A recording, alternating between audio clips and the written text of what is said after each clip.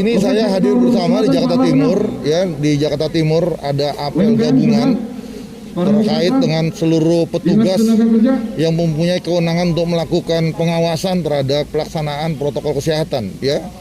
Ada bersama dengan Satpol PP dari Dinas Perhubungan, kemudian dari Dinas Pendidikan, Dinas Tenaga Kerja, kemudian UMKM, dan lain-lain, termasuk juga dukungan dari TNI dan kepolisian.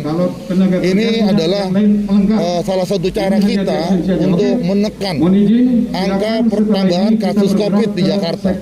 Salah satunya adalah sektor-sektor non esensial, ya, yang utamanya adalah sektor-sektor non esensial, di mana dalam masa PPKM darurat ini tidak boleh beraktivitas. Nah, ternyata mobilitas orang yang masuk Jakarta masih dirasakan tinggi.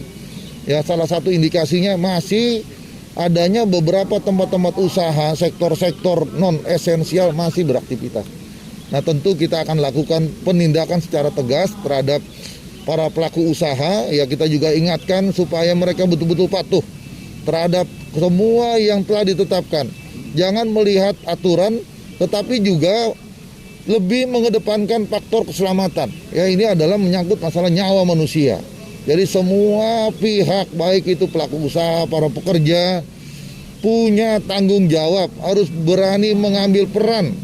Ya, harus mengambil peran dan tanggung jawab yang sama untuk sama-sama kita kendalikan penambahan angka kasus COVID ini bisa lebih turun lagi, ya. Dengan kesadaran dan tanggung jawab, saya rasa kita bisa selesaikan ini. Harapannya tentu semua yang kita lakukan, rekan-rekan dari semua satuan perangkat daerah yang lain bisa melakukan pengawasan ini secara lebih maksimal, ya. Kemudian juga sasarannya harus lebih tepat, ya, lakukan identifikasi sehingga waktu tiap hari kita lakukan pengawasan ini betul-betul efektif, ya, melakukan pengawasan bagi mereka yang betul-betul melanggar. Sanksi, kenakan sanksi yang tegas, ya. Sanksi tegas ini harus kita lakukan. Karena kalau tidak memberikan efek jera, yang lain ikut masih membandel, maka harus kenakan sanksi yang tegas. Ya, karena sanksi ini bisa mengarah kepada pembekuan izin usaha, bahkan sampai pencabutan izin usaha. Ya, bahkan kalau jauh melanggar lagi, maka bisa masuk kepada ranah pidana. Ya, jadi pihak kepolisian tentu akan bisa mengambil penindakan. Seluruh warga, yang pertama, jangan banyak keluar rumah. Ya, lebih baik di rumah. Kalau tidak mempunyai aktivitas yang penting, sebaiknya di rumah saja. Lakukan semua kegiatan aktivitas di rumah. Ya, semua bisa dilakukan. Apakah itu berolahraga, apakah itu beraktivitas dengan virtual dan lain sebagainya. Kalaupun terpaksa harus ke rumah, gunakan masker. Ya, kalau bisa maskernya sudah bisa 2 lapis. Ya, paling tidak pakai masker.